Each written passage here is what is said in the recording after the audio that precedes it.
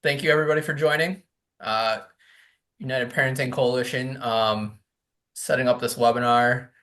And to start off, the best way to predict your child's future is to create it. Abraham Lincoln, very wise man with very wise words. And so just want to tell you a little bit about the organization and who we are. And especially right now, in the day and age we live in, parents are struggling. We've had all these other things from the beginning of time, and then they've just multiplied by adding all these technology and social media, and all of this societal things, such as like gender and identity, into our lives and into our parenting. And how are we going to, navigate these different things with our kids?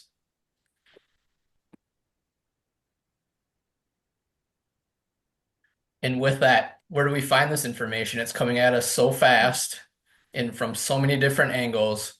Where can we find information that aligns with our values, is not being pushed by a certain agenda, a certain side of things, um, so that we can have the information that we need to truly advocate for our families?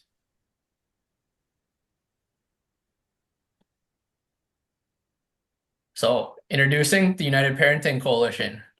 So, what we do is provide parents with the resources and tools they need to confidently lead their families during this day and age in these trying times.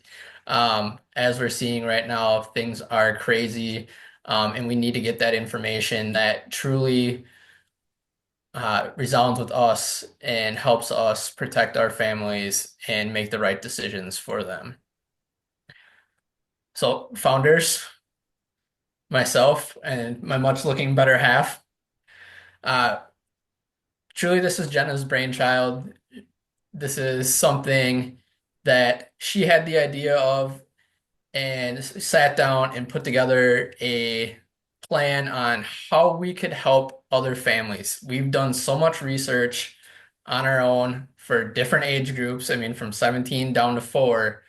And, not everyone has that ability and the time to do that. So, how could we do something that was going to be able to help parents with all the information that we were able to find? And so, we put together a platform, a website that houses resources and allies and information to help parents find the information they need based on the 7 topics that are very important in our world, all with the pillar of faith. And this puts everything in together on a website, like we said. We have webinars on there. We did our first convention this year, already in planning of the next one. So just different ways that we can get this information out. Parents can find this information, and they can also have that community of like-minded individuals to help them with that, with the guidance of their parents. So as he said, this was my brainchild, but truth be told, this was something that came from above because end of the day, as parents, it's one of the most difficult jobs I think we can all be tasked with. I think every parent will agree on that. And as he said, there's so many different issues that are popping up that are very special in today's times on top of the ones that parents have been dealing with for years. And as we were spending hours and hours and hours researching for our 2 girls that had a vast age difference, God just said to me, "What are you doing with all this information? Why are you not utilizing this to help other people?"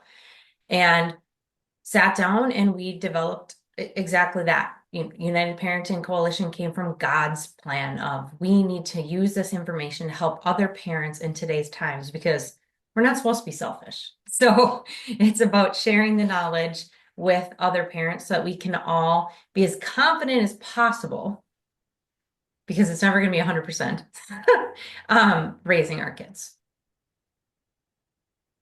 And so to finish it off, start children off on the way they should go, and even when they are old, they will not turn from it. Proverbs 22:6. Great verse for parents. So want to thank you for joining us tonight. and, helping us with our mission. If you feel compelled to volunteer, whether it be time, donate money, whatever your um, best way of sharing your treasure with us, be greatly appreciated. Please scan the QR code, visit our website, send us an email, whatever works best for you. But we are a 501(c)(3). Our biggest thing is small donors to keep us going and propel us where we want to be without taking money from the big corporations or anybody with an agenda.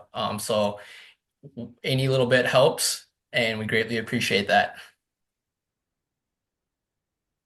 And as he's transitioning here to our next slideshow for our presenter, I just wanted to introduce our speaker. Jaime Kokaisel is somebody that is near and dear to both Mike and my heart.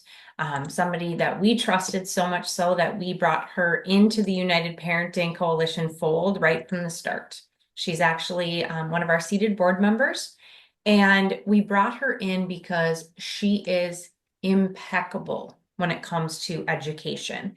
And as those verses said, in the quote said in the introduction that Mike just went over, we have a lot we have to do as parents. Getting them on the correct path is a big component of that. And when it comes to education, I think right now in today's times, it is a whirlwind because there's so many pathways you could go down for education. And parents, a lot of them are either A, taking the normal path, which if that's great for your family, perfect. But if that's not right for your family and you're just doing it because it's the natural default, right? We need to be able to know which of these paths is going to be best for our children, our child, because every child is a little bit different. And I'm excited to go into Jamie's presentation and she dives into that a little bit more. But I do want to spend just a second and read her bio because she is an impressive individual. So Jaime is a steadfast advocate for families, children, and education. She resides in Minnesota, where she, alongside her husband Chris and their two kids, she's passionately championed for educational causes. With an artistic background and a BFA in illustration design, Jamie's 19-year photography career, her endurance pursuits, and her creative spirit has woven a rich tapestry of experiences. A dedicated wife and mother, her commitment to education persists as her children thrive in high school and now college. Jamie's fervent desire to empower families and her vibrant community involvement make her invaluable addition to the United Parenting Coalition family, extending her positive influence to the families beyond her immediate community. So with that, I want to turn it to Jaime, who is going to dive into chosen pathways. And Jaime, again, just do the little click and Yeah. we'll change your Okay. slides for you. Sounds good. Well, thank you for that introduction. I feel like you made me sound way better than I actually am. I'm just really passionate about education. And I started down that pathway of really researching schools and then publishing things to my website in 2022. And so I just like to share with you a little bit of what I'm doing. Recently, I have started doing a project that I've been thinking about doing for a really long time. I started it back in 22. I started talking to paras and teachers, and I started surveying them actually way back then. But I kind of started doing other things, and that kind of got lost. And in the last month, I picked it back up. And I tell you, one of my favorite things to do is talk to people about their chosen pathways. So, chosen pathways is it's a large umbrella, meaning that it's just the beginning. We are going to start with a day in the life of a student, and that's what I want to talk about today. So let's switch to the next slide. And so just to introduce myself, this is, my mission and vision is really to return education back into the hands of families. I'm all about the families and inspiring childhood and parenthood curiosity, observation, and discovery. So we're in a constant state of learning. Like even me, like I'm almost 50 and 50, 50. Makes me sound so old, but um, like when you said I'd been in photography for that long, like, wow, it's been that long. I feel so young.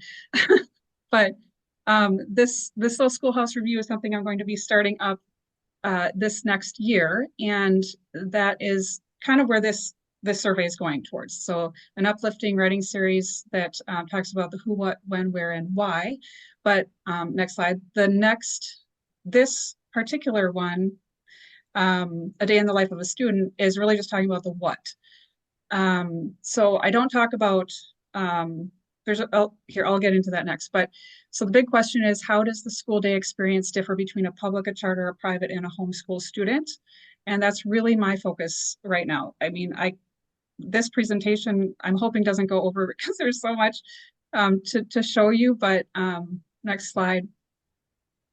Over the last month, I've been conducting a series of interviews, and so this part one, my goal through this study is to visualize the daily pattern that exists in every model of learning. The problem is that it's difficult right now for families to clearly see the landscape of options, and so you wonder why, like, there's doors here.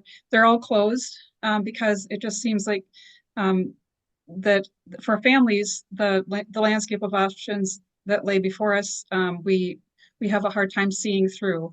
And most school models operate in independent circles behind closed doors. Very rarely do we see do their paths even cross. And very rarely do they share their ideas. So even in public run education, it's so full of bureaucracy that the student experience gets overlooked. So what does a day actually look like for a child after all the meetings have taken place and the policy's been set and the professional training has been taken by the teachers and the staff? So so that's what I'm interested in. And parents need to be able to make an educated decision about who they can trust for 40 hours a week with their child if it's not themselves. So so is that the private sector? Is that the public sector? Is that a combination? Or is that me, myself, as a parent? And so next slide. And so my prayer, and where, I was reading the Bible, and this is really kind of where this comes from. Luke 11:9-10 says, and I tell you, ask and it will be given to you. Seek and you will find. Knock and it will be opened to you. For everyone who asks receives, and the one who seeks finds, and to the one who knocks it will be opened. And so it's really just that simple. I'm just asking questions. Do I know everything about education and about every single pathway? I'm not going to claim that I do. You have to be in the schools and actually seeing what's going on, but you can find out a lot more when you're talking to people and asking questions and just observing, being very observant. And so ask, seek, and knock, and God will provide the way to receive, find, and open, of course, and praying, that's my prayer. So next slide. The survey process, just really quick. This explains kind of what it is and what it is not. It's primarily focused on classroom governance and protecting and providing. So that's what a governing body does. And our public schools are governing bodies. And the way that I read the Bible, I also see my family as a governing body. And so basically my kids are starting out in my protection and my provision, and then I'm choosing who to send them to, or I keep them for myself as a homeschooler.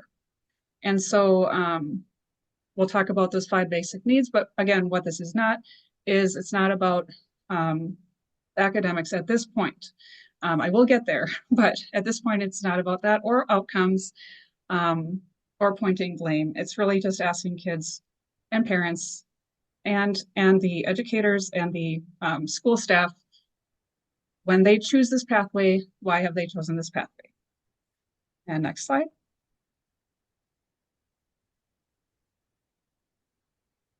And so these are the schools that are represented in my survey. It's not that I chose them. They kind of chose me. So of course there will be more as things progress. But for now, this is what we're looking at. And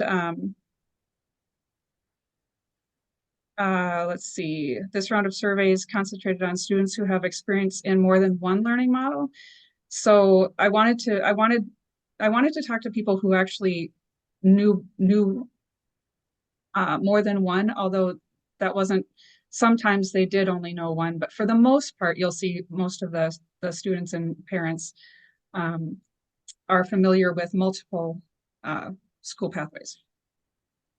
And so I asked them to explain what a typical weekday schedule looks like in their chosen model of learning, and to highlight the things that make their chosen pathway unique and desirable, while also being honest about the challenges, because we all know that there is no perfect school. Even if I were to, even the school I send my kids to, I have to keep up and have to keep watching. So there's no perfect school, but there is good, better, and best, in the eyes of you as a parent, and the way that you determine that is based on, of course, your values. And so, and what you're teaching at home, and how close does that match the school that you're sending them to. And when I say sacrifice, we all sacrifice something, whether it's now or whether it's later. And so I'll leave it at that. Next slide. So my method is to talk to students, teachers, and parents. And the reason being, a strand is thicker, a cord is thicker when you look at three. And those three working together, if I only talk to the students, then I'm only getting one perspective. If I'm only talking to the educators, one, and again, parents, same thing. So it really has to be all three. And as I have learned, it's interesting to see what the student says and what the parent says. Next slide. And so because we are in the state of Minnesota, and because compulsory education is something that is a reality, I wanted to just show you what the state statute says about compulsory education, and how they define a school. So a school means a public school or a non-public school, church, religious organization, or homeschool in which a child is provided instruction. And you can look at that state statute. There's a lot to read, but also, and then I just wanted to note that these are really the basic ingredients that have to be in place. So communication skills, mathematics, science, social studies, health, a lot of the things that we're doing at home, right? But we also need to recognize that what this does not say is, does not talk about the family institution and how we actually set up our own compulsory education for our families at home. Long before they're required to start school at 7, which I thought it was 5, but in reading the statute, it actually says 7. But we'll come back to this later, so let's go on. And the 4 models of schools, I have home, private, charter, and public. And so I'm going to start with homeschool. And the reason I want to start with home is because that's kind of, as your child is your child is born, and you are forming you have your rules for educating your child from home, and then this most closely matches what the child is used to in the home. And so the reason why you can set your educational standards according to the family governing body is because you run it. The homeschoolers are run by parents and they're paid for by parents. So then and there's a large gamut of homeschools options. You can either 100% be at home, you can send them to micro schools. Valor is called a private school, but it is actually, you register as a homeschooler with the state. Same, and there are different options. So Laurel Community Schools, that's another option that you can either choose to send them there as a private school, or you can choose to send them there as a homeschool. There's co-ops, and it all depends on how you register with state. Then there's private schools are run by private organizations, so parochial or secular, and they're paid for by parents and supporters through tuition, donations, and grants. You do kind of have to be careful with private schools because there are some that are very, very expensive.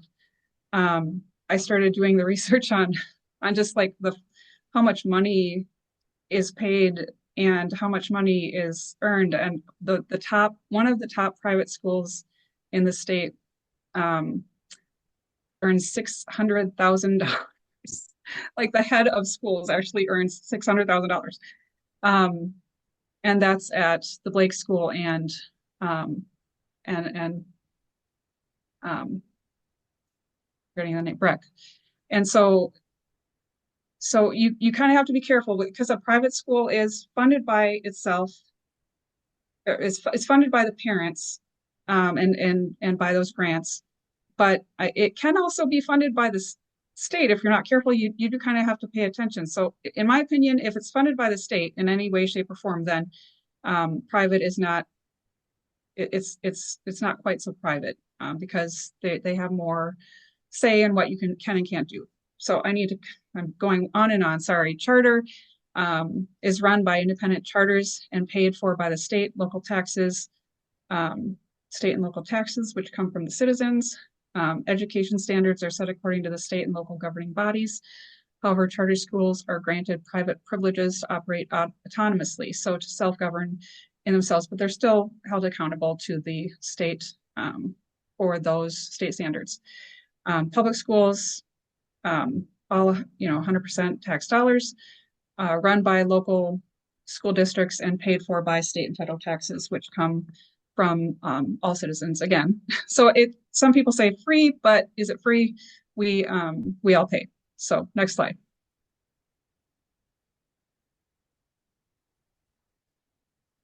And so I look at the distractions and motivations in the classroom. So when you talk about an experience, we're talking about what are you motivated, what excites you, and then also having to limit distractions because we really do we have basic needs, and we have to provide basic needs in order at every school. I mean, we have to have bathroom facilities, we have to have shelter and food and warmth, and then we also have to feel like we're safe and that there's some, as a student, if I'm a student, I need to feel like I'm somewhat in control of my own self and my own safety. And I feel protected by my school. I also need to have a sense of belonging and love, connectedness with people. Behavior is important. It's, in the classroom, we notice behavior more when somebody's loud or when it's a quiet atmosphere. And some kids, especially with special needs or they have trouble with more of those noises. And so one thing I found very interesting in this study is that there are quite a bit of kids with special needs that end up doing homeschool and private school more than you would think. And I think that's a stereotype that we assume that the best place for those kids is in public school. And there are some that do better in public schools, but there are some kids that also do very, very well at home when they have learning disabilities. Of course, respect and self-worth. So we'll talk about this. So next slide. So this is the kind of the framework for the questions that I've been asking. And we will get more into this, but this is just, again, motivations are 1 through 6, and then distractions are 7 through 10. And so, of course, a distraction, you're going to want, the ideal range is going to be a 1. And for the ideal range is going to be a 10. Next slide. We'll get more into this. Next slide. Is it going? It's on a day in my life on our screen. What do you see, Jamie? Okay. Oh, yep. Sorry. Okay. I think my must have frozen because I didn't see anything. All right. And so for a homeschooler, this is just a kind of what her day looks like. Um, she says, my whole life I've been pushed to be my best, including academically. And you can kind of read through here. I don't need to read the whole thing, but she kind of gives you an idea of her schedule. She does wake up pretty early. She um, has either a short day or a long day. I mean, sometimes she's done by 12, sometimes she's done at 7 p.m. because she has so much work to do. The cutest thing I thought, because her mom joined on the interview when little halfway through, and she said, "Just do the next lesson." That's her quote. Just do the next lesson. That was what she would keep telling her kids. So there were three of them, and every Sunday, um, mom um, would look at the week ahead, prepare, and write it all up so the kids knew when they woke up, they knew what they were doing, and they kind of had an idea for the whole week's schedule. They knew what each day was, whether it's co-op day or whether it was, going to piano lessons. And she's a pretty active young lady. She did do PSEO in her senior year through Northwestern, and she absolutely loved it there. Um, so that is an option for homeschoolers. Some people don't know that, but there are. Um, she almost took her whole entire class load in her senior year at Northwestern. But she went to previous to that, so from first to 11th, she went to Hero, and she actually she went to 5 different co-ops, and yeah. So next slide.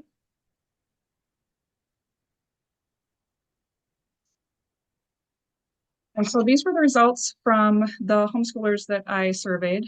Um, they were probably the quickest to get back to me. When I would survey them, they got the work done really fast. Um, and so, as you can see, they feel like they're these select students. And I have put on the bottom kind of how many there are. I'm of course I want to talk to more and more and more people, but at this point, this is as much as I could handle. Um, so some were just strictly homeschool, some were Ballard Pasco Christian Academy, which is a 3-day program. Um, and then some who homeschooled were also doing Mid-Metro Academy. So the teachers were enthusiastic, and when I asked them about that, I said, "Is that your mom or is that the co-op?" And for the most part, they were talking about the co-op. Um, the there's a level of respect and safety inside and outside. Um, and some of these questions you're like, why would you ask this? But the bathrooms, that is one that I didn't quite get on this survey. And same with the chemical, more chemical abuses. I didn't have enough students to pool for an actual number there, so that will be coming later. You can go on the next slide. Um, so comment, was there one before that or no? Oh, benefits, yep. So these are just some of the things that they said. These students, on the left is the more what the parents are saying, and on the right is more what the students are saying. And so you see daily field trips and going to the beach when nobody's there. Those were some fun things that going to the grocery store and being able to just like have fun versus making it a chore. They actually viewed it as a field trip. And I love this one. We jokingly called it a car schooling, not homeschooling. We called it car schooling because we were studying in the car around town more than we were sitting at home around the table. And so one day a week in class was one they, meaning that the rest of the week they were homeschooling at home. Let's see, yeah, they were challenged, earning dual enrollment PSEO credit. They can build their own schedule. And another fun fact that one of the girls I talked to said her one of her friends ended up going to public school for the last couple of years, and it was just killing her to sit in class for 8 hours a day, because she was so used to having that freedom at home. So next slide. But of course, there are challenges also that come with homeschooling. And these were some that were listed by the students and parents.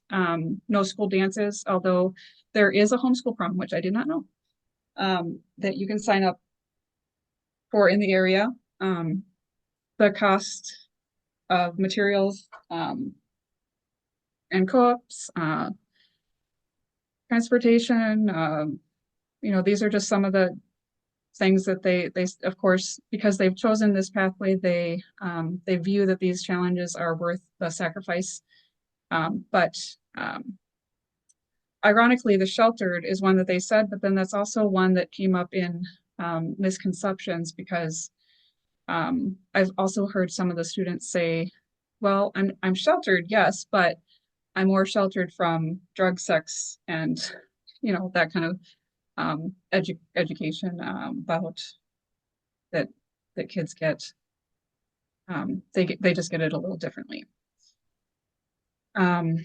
And so stereotype number one for social skills and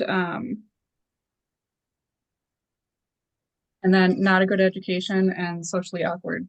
And they kind of laughed about these kind of things, but let me see where I'm at in my list. But the social skills, where did I'm sorry, I'm ahead of myself. So the one dad said, maybe if I weren't in a co-op, there would be poor social skills, but I feel like my kids get a pretty well-rounded education, and social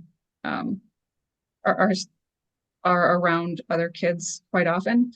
And then not a good education, of course, and this dad also said, yes, absent good curriculum and a teacher or a mom, this might be possible, but our four kids, though we our four kids are way ahead of some of the public school students and are very well behaved. And socially awkward. One homeschooler said that we come in many makes and models, just as many as other schools have. And so for the most part, she feels like we're mostly respectful. Right, next slide.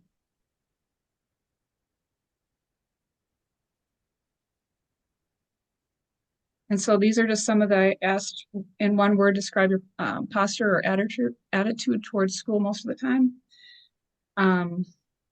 And these were some of the answers. I like the school structure and wanted to succeed. They like that they get to learn from the Bible. It's fun and informative. And then one child who had ADHD said that his word was tiring or tired because it was hard to stay engaged. Although what I thought was interesting was despite the difficulty, the student also says he learns a lot, has close friends, and has a great teacher. He's learning Latin, which is challenging, and math is hard to pay attention, but science is not. So he finds history interesting and enjoys when the teacher reads a story with acting and animation and things like that. So next slide. And I might need to start speeding things up because I'm seeing the time here. So student group B is private school, and this just kind of lists what the credentials of like a teacher might need to be. Next slide.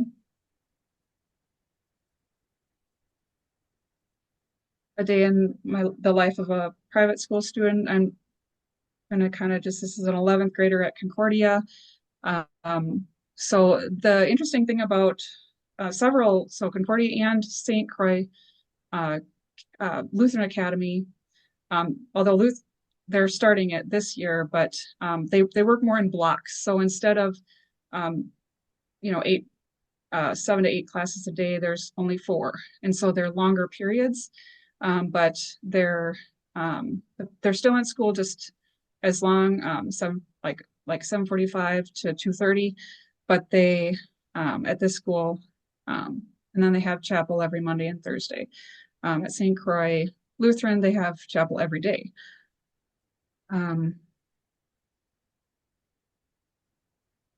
This parent loves that the softball coach stops to pray, and it feels like a sense of community, and that I'm handing her off to teachers and coaches that I trust. So the decision to choose Concordia was entirely the student's decision. She, which I find fascinating, she in 8th grade, she just decided to go start touring schools herself. And so she decided to go there in 9th grade. So next slide. And then the private school, you can see we're still nice and tight to those ideals. So we're more in the motivated category, and we're not experiencing quite as many physical fights. Many of them actually didn't experience any fights during the day or know of any fights. Swearing was never allowed, um, and yeah, they feel safe from people inside and outside. Next slide. The benefits of this learning model are that they feel like the academics are pretty serious. Our family has become more resilient because we depend on each other to get from place to place throughout the day. And that's the truth, because when you're in private school, especially if you look at where these are on the map, you're traveling a lot, and then when you have older kids, you're in the car, so your meals are in the car, and your life is kind of traveling all together, so your schedules have to jive. You can read through those.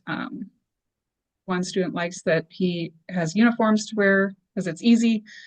Smaller classes,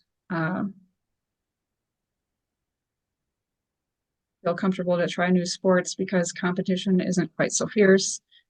Okay, next slide. And then common misconceptions and challenges. So challenges are, it's expensive. There's the drive back and forth. So the commute was a big one. And also friends. So like just meeting new friends, especially if they're in a new community, or if your school is in another community, not your own. And then for misconceptions, the rich and snobby, that one is something that I think you'll discover pretty quickly when you start to go to some of these schools, that it's not necessarily that the parents and kids are richer, it's that they're spending their money a little differently. So they're not spending their money on fancy cars. You won't see a lot of fancy cars in the parking lot unless you're going to, the one of the like a school that has tuition that's $40,000. But if we're talking about a lot of the private schools that aren't receiving tax money or public funding, a lot of those families are making sacrifices in money to send their kids there. Smarter than me. And that one, just looking for my quote. Um,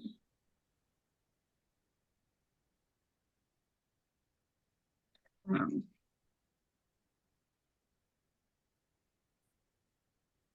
they I'm losing myself. so anyways, they're not necessarily smarter. They're just that they're more applied. They apply themselves just a little bit more. And I think you'll see as we start to get into more of the charter and public, you'll see some of the answers where the kids aren't quite as motivated and they're more distracted. So smartness is, it's not necessarily that you're innately born smart and that if you go to a private school you're smarter. It's that they're and the chart shows it, they're applying themselves in a different way. So next slide.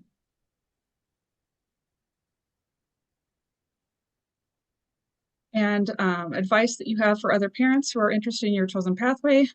Um, investigate, see all the options, don't settle, pray for discernment, and take it one step at a time. So make it a family conversation, talk about it so that if you do make the decision to move your family, your kids they're a little bit more prepared for it when it comes.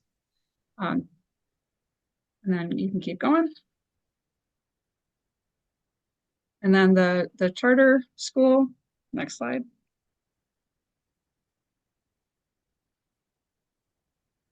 And this student is from St. Croix Prep. They feel like their schedule is actually pretty easy, although one of their kids drives, so he's able to drive to school. And coming from Woodbury, so you can read through that, but often does the teacher stop in the middle of lesson to redirect student behavior? That was another question that I was asking. And it doesn't happen very often at this school. In fact, all the answers from all the kids said the same thing. Doesn't happen very often. Students are pretty well behaved. And so next slide. And so at the charter school, things are still pretty tight to the side, but we're starting to lose it a little bit in the fighting and swearing and kids swear. I get it. It's just is it something that's distracting, and and so that's why I asked the question. Feel a little bit more motivated, enthusiastic. You can keep going. And then benefits are it's fun, it's challenging. I make a lot of friends, good due dates, and I see friends every day. And I thought that was cute. And he's got more natural light in his classroom than he did when he was at his old school. High academic training and standards. It's not as liberal as traditional public, and we're actually able to celebrate holidays like Christmas.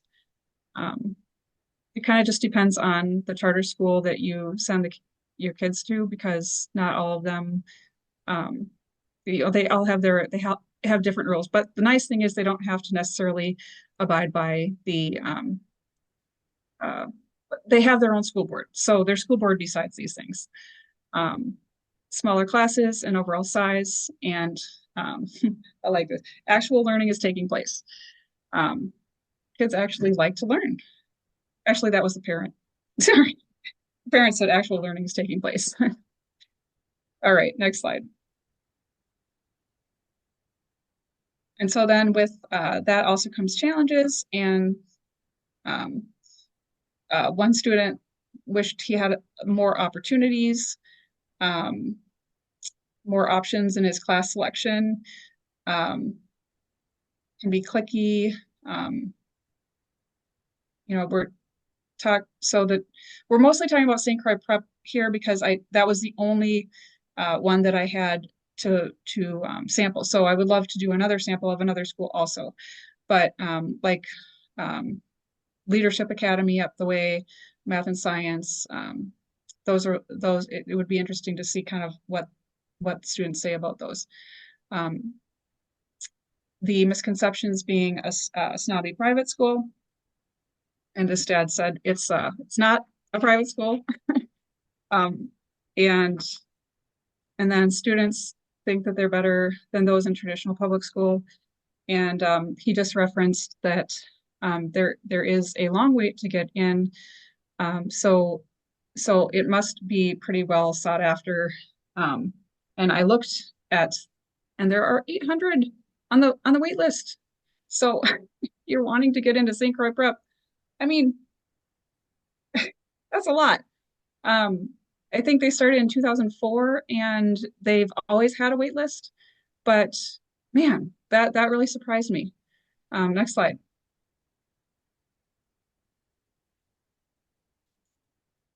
What percentage of class time is spent on a computer or a screen watching a video or completing an assignment, and what percent of class time is spent with a book, pencil, or paper? And so at this school, 90% of the time, um, the students said we are off screens. My school is strict about screen time. Oh, I missed the S there. Uh, they want students to be more present, and being strict on screens helps the student succeed in any way. Limiting the screen makes it easier to focus. And this is coming from both a 10th and a 12th grader at St. Croix Prep. The 10th grader was the second comment, the 12th grader was the first. And then there was one that said, I don't love going to school, but I'm grateful that I can. At least he's being honest. All right, next slide. And then those are the character, the how he feels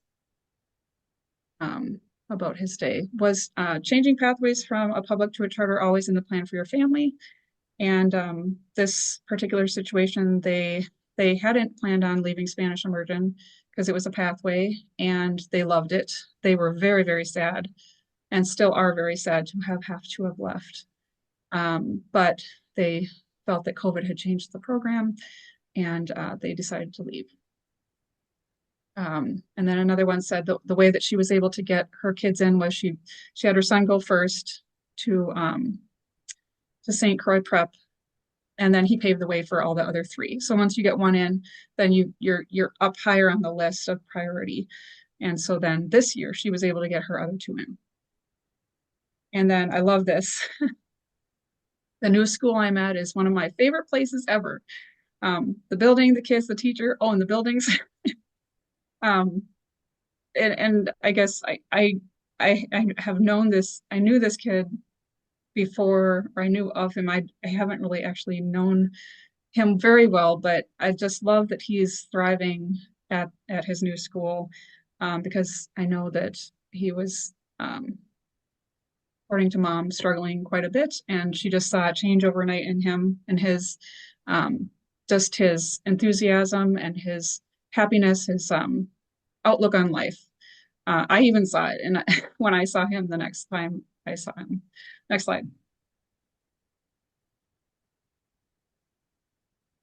And so then student group D is public school. And so oftentimes you have to hold a Minnesota teacher's license. And then you can also, there's also others, but you can take a look at those. Next slide. And so this student is at Woodbury High School, and he's up at 7, picked up by friends at 8 for school, and they're at 8:30. It doesn't appear that he eats breakfast or lunch, but he eats a lot when he gets home. And so you can kind of read a little bit through there, but what I thought was interesting here again, looking at the 80% of the class time is spent on a computer or a screen, 20% is spent on a book. So now we flip-flopped, and we have more time being spent on the screen. Most teachers don't seem to want to be there, is what the student said, but he still loves it. And this is his choice to be there. So how often does the teacher stop in the middle of a lesson to redirect student behavior? And he says about every 2 minutes. So you can imagine that when you talk about a private school, and thinking that those kids are more smart, well, how often are you stopping the lesson at, say, the student's public school, and how much are you actually learning? And how easy, there's so many, there's that distraction every 2 minutes. I mean, this is one example, but this is not out of the ordinary. So oftentimes, either the answer was often or all the time, or this one actually said every 2 minutes. But he was struggling at the private school he went to because he was getting bullied. So bullying does happen at private schools, and so they needed to move him back to Woodbury High School for his mental health and happiness, and he is happier.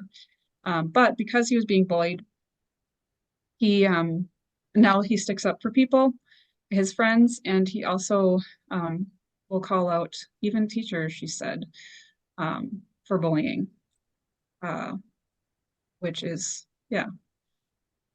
Uh, he's learned that hard life lesson, and now he is doing something good with it, but it sounds like he has a good sense of right and wrong. Next slide. And with the public school, again, I mean, I'm pulling from quite a few public schools and students, and so we're not quite in the ideal categories here. There's some improvement to be made. A lot of the students don't feel motivated, or they're partially motivated.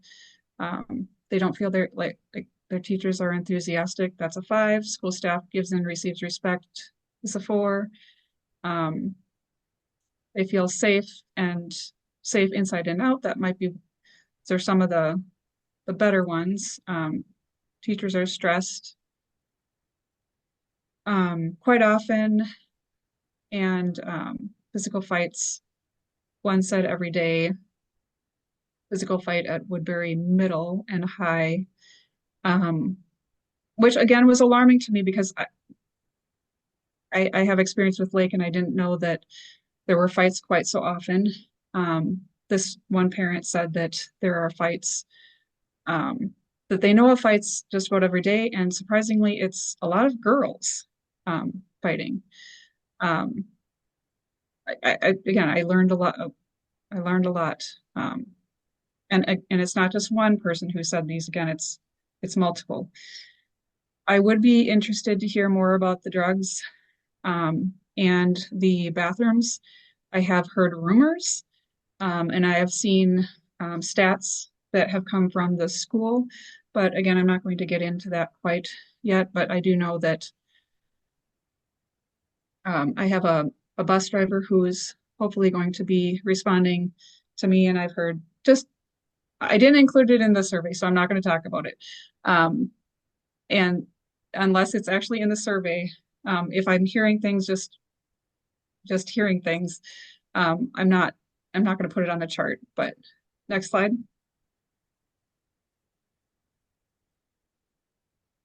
So the benefits are, well, I don't have much homework. It's tuition free. So just what the students are saying, they like seeing friends. I'm happy. There's no dress code. There's a lot of opportunity in classes and extracurriculars and sports. There's a lot of foreign languages to choose from, which at private schools and charters and home, you probably have a little bit of a harder time trying to.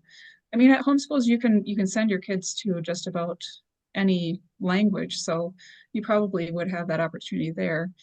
But competitive sports and diversity. And then from the parents, I thought this was really interesting. This was actually more in the teacher realm, because there are a lot of Christian teachers in our schools, and sometimes we kind of forget that. This one in particular said that your faith becomes your own much quicker when you get to see God working to pull you out from dark places versus when you are stuck in a bubble. So she also said, as a teacher, it's a mission field that impacts culture and gives you a regular opportunity to see the power of God at work.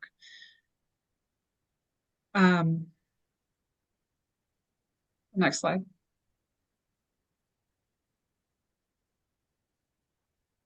Common misconceptions would be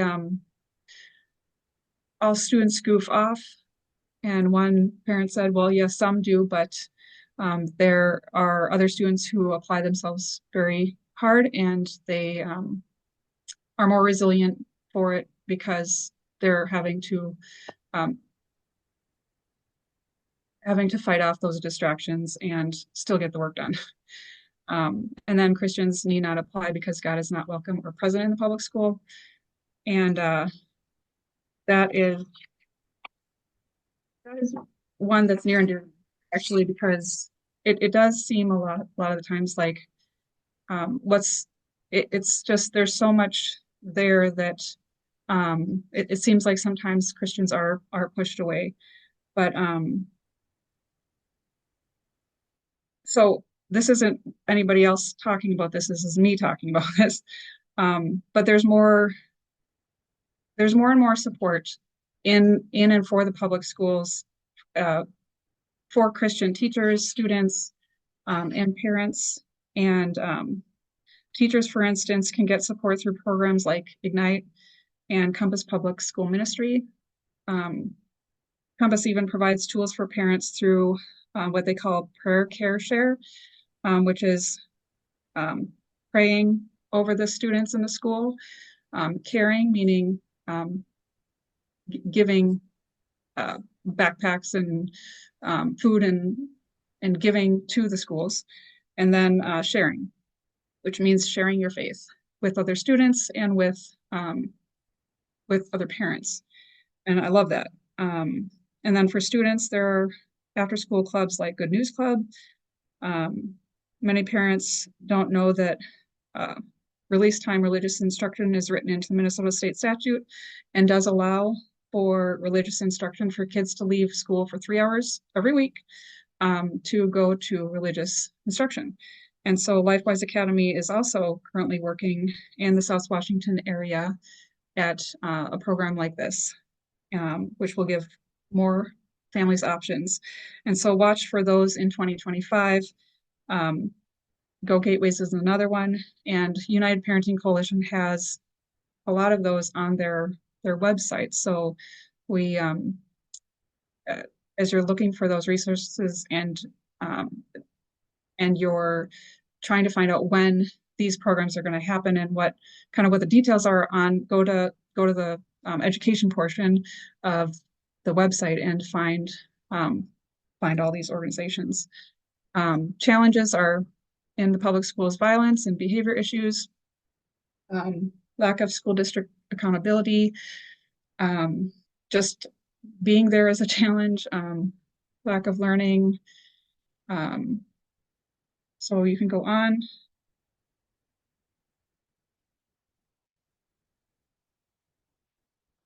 And then these are more of the quotes.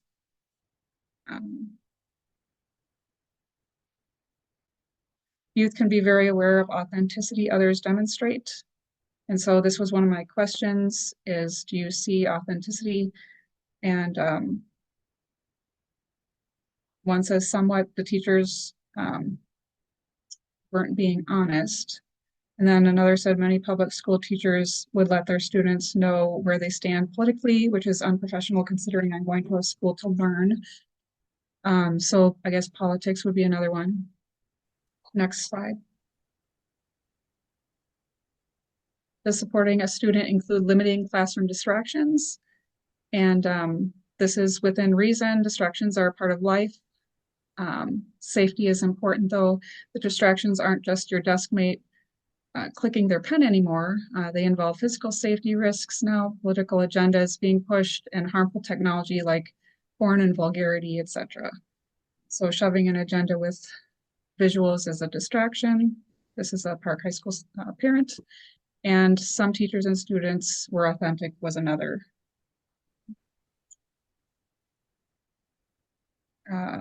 So next slide. And then we are wrapping up here. Side-by-side comparison. you know, I put this together and I hope you're still with me, everybody. So the authority is kind of something we need to decide who we are going to give authority to. In America, family values trump state values, and I know this not necessarily by looking at the Constitution, but because families vote for state reps into office and not the other way around. So compulsory education is a mountain of our citizenry's own making that is and will continue to be unattainable to human endeavor at the state level unless we recognize the family institution has first rights and responsibilities to model good and upright governance within the family body by protecting and providing for our children. Next slide.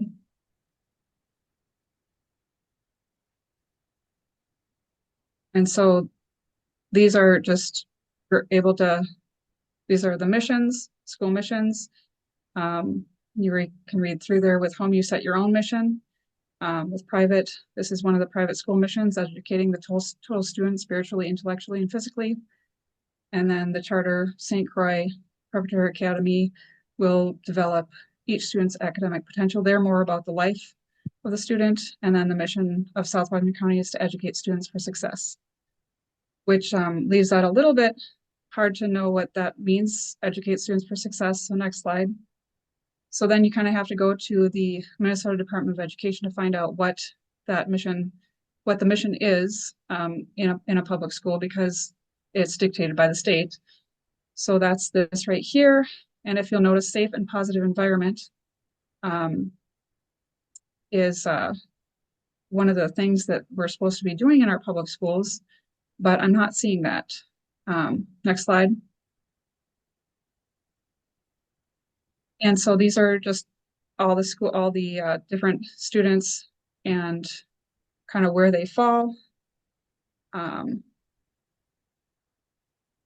See, the private school is more in the 10s for feels safe, and physical fighting at the charter was less, homeschool less, and swearing, not basically not even. Well, I mean, I guess it depends on so that's with the private, the private school. The homeschool, who knows, but with these students, they're not experiencing, physical fights and swearing. But of course, you're around with your family members. So, all right, next slide. And so,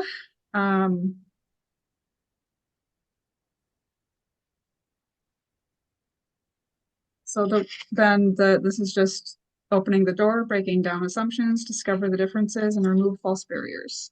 Next slide.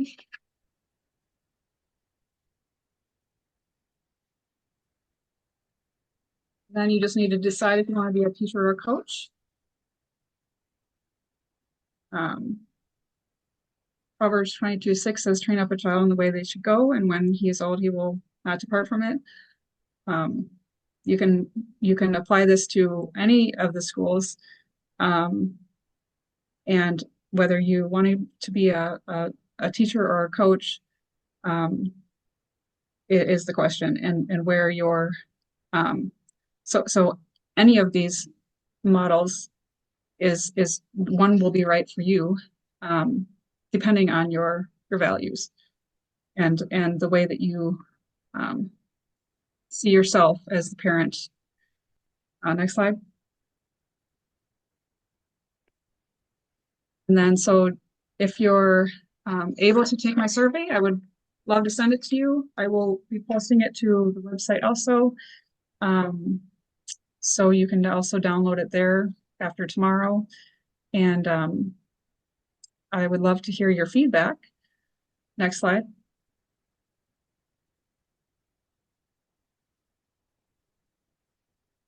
And that's my information. So I almost got there right on time, but yes, just send me a note or ask me any questions if you have them. Do we have time for questions or no? Yes, we do, Jamie. And you did amazing for timing, because I know you well and you can chat about this for days. So Yeah. the fact that you're watching the clock, I was actually impressed. Um, But amazing presentation. I think that visual of showing the distractions versus the motivations with them overlapping in colors was incredible to see as a parent myself. Absolutely. But we do have one question in the chat already. If you have any other questions, feel free to drop them in the chat. And then once this one finishes, you can also unmute. Um, but I will read this one. So Linda asked, great question, or Linda asked, one, can have a mission, but are the teachers committed to making it happen? Yep. So Linda, when you say one can have a mission, meaning in your own family, so you're setting that mission for your family. Um, but are teachers making it happen? So that's the question that you have to ask. Um, so the difficult part about when you're sending your child into a public school that maybe your values don't align, or a charter, or whatever that school is, a private school, you could pick a private school that your values don't align. You're going to do so much work trying to undo things than if you were to just try to keep your kids kind of more on track with where your values are. So yes, you can keep hounding the teachers, and I think you should. I think you should definitely keep so that they know, because oftentimes and this is me now, I'm not talking for other people, but when I would bring up a subject to a teacher, um, they would say, "Oh, you're the first one to have ever mentioned this." Well, sometimes I believed them, and sometimes I kind of wondered, like, I'm really the only one, but it really does. Um, when we realize that we are, as a family, our own, um, I guess, government, like we set those rules, and we're not asking the teacher, we're telling them, like, no, this is the way it's going to be. I know that's easier said than done, but once you get to a point and uh, your teachers and your school isn't listening, then it's time to just start looking somewhere else, because there should be a back and forth relationship. There should be communication, and they should be listening. So if they're not, then there's something wrong. Does that answer your question? Oh, yeah, it was more of a rhetorical, Yeah. I just thought, yeah, you can have a great mission statement, but if you're not being accountable, then it doesn't mean anything. And I wasn't really referring to the family. I was thinking about, you know, the different schools at their age. Do they really believe in their mission? Well, and I think that sometimes they tell you exactly who they are. Um, like, I mean, just look at how simple that statement is. You can take the word success, and you can say that that means any 100 different things. Um, my idea of success, and that's another question I ask on the surveys, what do you think success means, is different than maybe what the state's idea of success is going to be. And Mhm. so it's a matter of language too. But I do think that oftentimes the missions that schools put out there are actually pretty darn close, um, to educate the student for success, or to um, look at the whole child. You have to know the language, though. So what language? What do they mean? And that's where asking questions and observing is important. What does that mean? And then just keep going in layers, to peel away. Like since I couldn't find it at the South Washington level, what does that mean? I went to the state level. Go to the state level, and hopefully you can kind of get an idea of what that means there. Great. Thank you. Yep. Very awesome. And again, if you have questions, feel free. You can unmute. You can drop them in the chat.